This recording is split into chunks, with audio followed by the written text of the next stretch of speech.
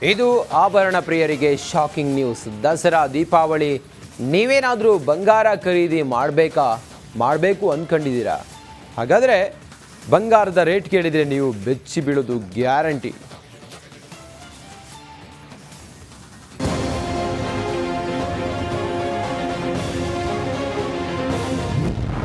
ಬಂಗಾರ ಪ್ರಿಯರಿಗೆ big shock.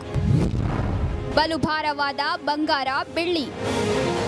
ಯಾವುದೇ ಹಬ್ಬ ಇರಲಿ, ಸಂಭ್ರಮ ಇರಲಿ, ಹೆಣ್ಮಕ್ಳು ಮೈ ತುಂಬ ಆಭರಣ ಹಾಕೊಂಡು ಖುಷಿ ಪಡ್ತಾರೆ. ಅದರಲ್ಲೂ ಚಿನ್ನಕ್ಕಿಂತ ಬೆಲೆ ಬಾಳುವ ಲೋಹಗಳು ಬೇರೆ ಇದ್ರೂ ಚಿನ್ನದ ಮೇಲಿನ ವ್ಯಾಮೋಹವೇ ಬೇರೆ.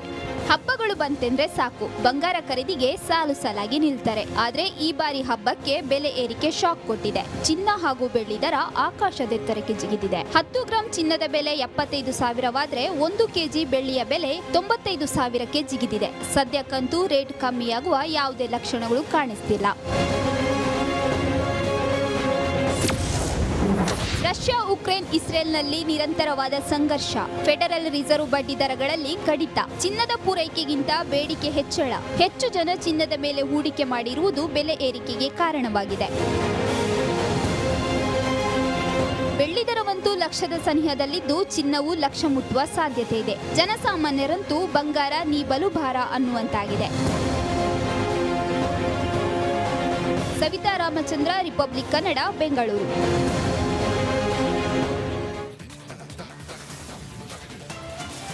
College days is the best days ಅಂತ ಹೇಳೋದನ್ನು ಕೇಳಿರ್ತೀವಿ.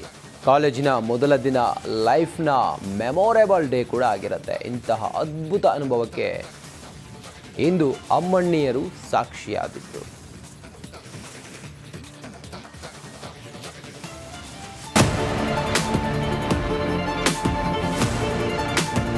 ಸಖತ್ತಾಗಿ ರೆಡಿಯಾಗಿ ಮಿರಮಿರ ಮಿಂಚುತ್ತಿರೋ ಹುಡುಗಿಯರು, ಕ್ಯಾಟ್ ವಾಕ್ ಮಾಡ್ತಿರೋ ಅಮ್ಮಣ್ಣಿಯರು, ಕಾಲೇಜು ಹುಡುಗಿಯರ ಸಖತ್ ಸ್ಟೆಪ್ಗೆ ಕೇಕೆ ಚಪ್ಪಾಳೆ. ಇದು ಅಮ್ಮಣ್ಣಿಯರ ಕಾಲೇಜು ಅಂತಾನೆ ಫೇಮಸ್ ಆಗಿರುವ ಲಕ್ಷ್ಮೀ ಅಮ್ಮಣ್ಣಿ ಕಾಲೇಜಿನಲ್ಲಿ ನಡೆದ ಫ್ರೆಶರ್ಸ್ ಡೇ ಸಂಭ್ರಮ. ತುಂಬ ಚೆನ್ನಾಗಿತ್ತು. ನಾವೆಲ್ಲ ರ್ಯಾಂಪ್ ವಾಕ್ ಮಾಡಿದ್ವಿ. ಒಂಥರ ಒಳ್ಳೆ ಎಕ್ಸ್ಪೀರಿಯನ್ಸ್. ನಮಗೆ ಒಂಥರ ಲೈಕ್ ಸ್ಟೇಜ್ ಫಿಯರ್ ನನಗೆ ತುಂಬ ಇತ್ತು. ಇವಾಗ ಅದು ಓವರ್ಕಮ್ ಮಾಡಬೇಕಂತ ಇದು ಕಾಲೇಜ್ ನಮ್ಮ ಅಪರ್ಚುನಿಟಿ ಕೊಟ್ಟರು. ಬೆಸ್ಟ್ ಡೇಸೇ. ಎಲ್ಲರಿಗೆ ಒಂಥರ ಅಪರ್ಚುನಿಟಿ ಕೊಡ್ತಾರೆ, ಎಲ್ಲರೂ ಮುಂದೆ ಬಂದ್ಬಿಟ್ಟು ಪರ್ಫಾರ್ಮ್ ಮಾಡಿ ಅಂತ. ಡಿಗ್ರಿಗೆ ಎಂಟ್ರಿ ಕೊಟ್ಟ ನೂತನ ವಿದ್ಯಾರ್ಥಿನಿಯರಿಗೆ ಓಲ್ಡ್ ಸ್ಟೂಡೆಂಟ್ಸ್ ಗ್ರ್ಯಾಂಡ್ ವೆಲ್ಕಮ್ ಮಾಡಿಕೊಂಡ್ರು. ಮಸ್ತ್ ಸ್ಟೆಪ್ ಹಾಕಿ ಸಂಭ್ರಮಿಸಿದ್ರು. ಅಲ್ಲದೆ RCB ಜೆರ್ಸಿ ಹಾಕೊಂಡು ಈ ಸಲ ಕಪ್ ನಮ್ದೇ ಅಂತ ಕುಣಿದು ಕುಪ್ಪಳಿಸಿದ್ರು. College days best days. ಇದು ನಮಗೆ ಕಾಲೇಜ್ ಪ್ರೂವ್ ಮಾಡಿದ್ದಾರೆ, ತೋರಿಸ್ತಾ ಇದೆ. ಎಲ್ಲ ಚೆನ್ನಾಗಿ ಪರ್ಫಾರ್ಮ್ ಮಾಡ್ತಿದ್ದಾರೆ. ಇದು ನಮಗೆ ಮುಂದೆ ಹೋಗೋಕ್ಕೆ ಒಂದು ಒಳ್ಳೆ ಎಂಥೂಸಿಯಾಸಮ್, ಒಂದು ಕಿಕ್ ಸ್ಟಾರ್ಟ್ ಅಂತಲೇ ಹೇಳ್ಬೋದು ಮ್ಯಾಮ್. ನಾವು ಪ್ರಾಕ್ಟೀಸ್ ಅಂತಂದರೆ ಪ್ರಾಕ್ಟೀಸ್ ಎಲ್ಲ ಒಂದು 1 ಮಂತಿಂದ ಮಾಡ್ತಾ ಇದ್ದೇವೆ. 1 ಮಂತಿಂದ ಫ್ರೆಶರ್ಸ್ ಡೇನಲ್ಲಿ ಡ್ಯಾನ್ಸ್, ಕ್ಯಾಟ್ ವಾಕ್ ಮಾಡಿ ಹುಡುಗಿಯರು ಸಖತ್ತಾಗಿ ಖುಷಿಪಟ್ರು. ದೀಪ್ತಿ ತೋಳ್ಪಾಡಿ, ರಿಪಬ್ಲಿಕ್ ಕನ್ನಡ, ಬೆಂಗಳೂರು.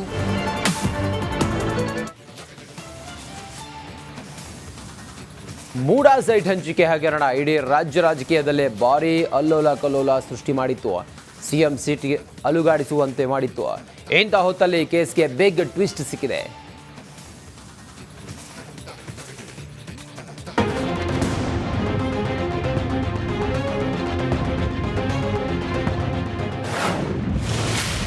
ಮೂಡಾ ಸೈಟ್ ಹಂಚಿಕೆ ಹಗರಣದಲ್ಲಿ ಬಿಗ್ ಟ್ವಿಸ್ಟ್. 14 ಸೈಟ್ ವಾಪಸ್ ನೀಡಲು ಸಿಎಂ ಪತ್ನಿ ನಿರ್ಧಾರ.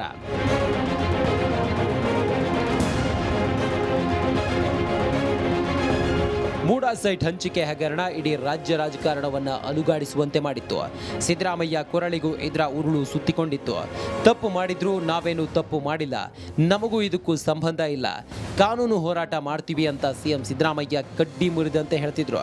ಆದ್ರೆ ಯಾವಾಗ ಸಿಎಂ ಸೀಟ್ ಅಭದ್ರವಾಗಿದೆ ಅನ್ನೋದು ಗೊತ್ತಾಗ್ತಿದ್ದಂತೆ ಸಿಎಂ ಪತ್ನಿ ಉಲ್ಟಾ ಹೊಡೆದಿದ್ದಾರೆ.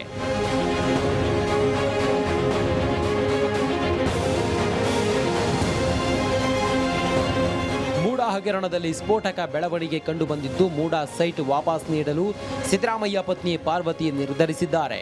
ಇಡಿ ಎಂಟ್ರಿ ಬೆನ್ನಲ್ಲೇ ಮೂಡಾ ಸೈಟ್ ವಾಪಸ್ ನೀಡುವುದಾಗಿ ಮೂಡಾ ಆಯುಕ್ತರಿಗೆ ಸಿಎಂ ಪತ್ನಿ ಪಾರ್ವತಿ ಪತ್ರ ಬರೆದಿದ್ದಾರೆ. ಇವರಿಗೆ ಆಯುಕ್ತರು ಮೈಸೂರು ನಗರಾಭಿವೃದ್ಧಿ ಪ್ರಾಧಿಕಾರ, ಝಾನ್ಸಿ ಲಕ್ಷ್ಮೀಬಾಯಿ ರಸ್ತೆ, ಮೈಸೂರು, ಕರ್ನಾಟಕ 570005 ಇಂದ ಶ್ರೀಮತಿ ಪಾರ್ವತಿ, ವೈಫ್ ಆಫ್ ಶ್ರೀ ಸಿದ್ದರಾಮಯ್ಯ, ಕಾವೇರಿ ನಿವಾಸ, ಕುಮಾರ ಕೃಪಾ ರಸ್ತೆ, ಬೆಂಗಳೂರು. ಮಾನ್ಯರೇ, ಮೈಸೂರಿನ ಕೆಸರೆ ಗ್ರಾಮದ ಸರ್ವೆ ನಂಬರ್ 464ರಲ್ಲಿ 3 ಎಕರೆ 16 ಗುಂಟೆ ಜಮೀನನ್ನ ಪ್ರಾಧಿಕಾರ ಭೂ ಸ್ವಾಧೀನ ಇಲ್ಲದೆ ಉಪಯೋಗಿಸಿಕೊಂಡಿದ್ದಕ್ಕಾಗಿ ಪರಿಹಾರದ ಬದಲಾಗಿ ವಿಜಯನಗರದ 3 ಮತ್ತು 4ನೇ ಹಂತದಲ್ಲಿ ನನಗೆ ಮಂಜೂರು ಮಾಡಲಾದ 14 ನಿವೇಶನಗಳನ್ನು ಹಿಂದಿರುಗಿಸುವ ಕುರಿತು ಈ ಮೇಲ್ಕಂಡ ವಿಚಾರಕ್ಕೆ ಸಂಬಂಧಪಟ್ಟಂತೆ ಮೈಸೂರು ತಾಲೂಕು ಕಸಬಾ ಹೋಬಳಿ ಕೆಸರೆ ಗ್ರಾಮದ ಸರ್ವೆ ನಂಬರ್ 464ರಲ್ಲಿ 3 ಎಕರೆ 16 ಗುಂಟೆ ವಿಸ್ತೀರ್ಣದ ನನ್ನ ಜಮೀನನ್ನ ಪ್ರಾಧಿಕಾರ ಭೂ ಸ್ವಾಧೀನ ಇಲ್ಲದೆ ಉಪಯೋಗಿಸಿಕೊಂಡಿದ್ದಕ್ಕಾಗಿ ಮೈಸೂರು ನಗರಾಭಿವೃದ್ಧಿ ಪ್ರಾಧಿಕಾರದಿಂದ ಪರಿಹಾರವಾಗಿ ವಿಜಯನಗರದ 3 ಮತ್ತು 4ನೇ ಹಂತದಲ್ಲಿ ವಿವಿಧ ಅಳತೆಯ 14 ನಿವೇಶನಗಳನ್ನು ಮಂಜೂರು ಮಾಡಿರುವುದು ನಿಮಗೆ ತಿಳಿದಿದೆ. ಮುಂದುವರೆದು ಮೈಸೂರು ನಗರಾಭಿವೃದ್ಧಿ ಪ್ರಾಧಿಕಾರದಿಂದ ನನ್ನ ಪರವಾಗಿ ಕಾರ್ಯಗತಗೊಳಿಸಿದ 14 ನಿವೇಶನಗಳ ಕ್ರಯ ಪತ್ರಗಳನ್ನು ರದ್ದುಗೊಳಿಸುವ ಮೂಲಕ ನಾನು ಪರಿಹಾರದ ನಿವೇಶನಗಳನ್ನು ಒಪ್ಪಿಸೋದಕ್ಕೆ ಮತ್ತು ಹಿಂದಿರುಗಿಸೋದಕ್ಕೆ ಬಯಸ್ತೇನೆ. ನಿವೇಶನಗಳ ಸ್ವಾಧೀನವನ್ನ ಕೂಡ ಮೈಸೂರು ನಗರಾಭಿವೃದ್ಧಿ ಪ್ರಾಧಿಕಾರಕ್ಕೆ ಮರಳಿ ಹಸ್ತಾಂತರಿಸ್ತಾ ಇದ್ದೀನಿ. ದಯವಿಟ್ಟು ಈ ನಿಟ್ಟಿನಲ್ಲಿ ಆದಷ್ಟು ಬೇಗ ಅಗತ್ಯ ಕ್ರಮಗಳನ್ನು ಕೈಗೊಳ್ಳಿ. ವಂದನೆಗಳೊಂದಿಗೆ ತಮ್ಮ ವಿಶ್ವಾಸಿ ಪಾರ್ವತಿ. ಹೀಗೆ ಮೂಡ ಆಯುಕ್ತರಿಗೆ ಸಿಎಂ ಸಿದ್ದರಾಮಯ್ಯ ಪತ್ನಿ ಪಾರ್ವತಿ ಪತ್ರ ಬರೆದಿದ್ದಾರೆ. ಹೀಗೆ ಪತ್ರ ಬರೆಯುವ ಮೂಲಕ ತಾವು ತಪ್ಪು ಮಾಡಿರೋದಾಗಿ ಒಪ್ಪಿಕೊಂಡಂತೆ ಕಾಣುತ್ತಿದೆ. ವಿಪಕ್ಷಗಳು ಇದನ್ನೇ ಅಸ್ತ್ರವಾಗಿ ಮಾಡಿಕೊಳ್ಳುವುದು ಫಿಕ್ಸ್ ಆಗಲಿದೆ. Bureau report, republic Kannada. ನಮಸ್ಕಾರ, ಕರ್ನಾಟಕ ಎಕ್ಸ್ಪ್ರೆಸ್ಗೆ ಸ್ವಾಗತ. ನಾನು ರಂಜಿತ್ ಶಿರಿಯಾರ್. ಕರ್ನಾಟಕ ಎಕ್ಸ್ಪ್ರೆಸ್ನ ಸುದ್ದಿಗಳನ್ನು ನೋಡೋದಕ್ಕಿಂತ ಮುಂಚೆ ಒಂದು ಮೇಜರ್ ಅಪ್ಡೇಟ್ ಬರ್ತಾ ಇದೆ. ಮೂಡ ನಿವೇಶನವನ್ನ ವಾಪಸ್ ನೀಡೋದಾಗಿ ಪತ್ರವನ್ನ ಬರೆದಿದ್ದಾರೆ. ಮೂಡಾಗೆ ಸಿಎಂ ಸಿದ್ದರಾಮಯ್ಯ ಪತ್ನಿ ಪಾರ್ವತಿ ಲೆಟರ್ ಬರೆದಿದ್ದಾರೆ.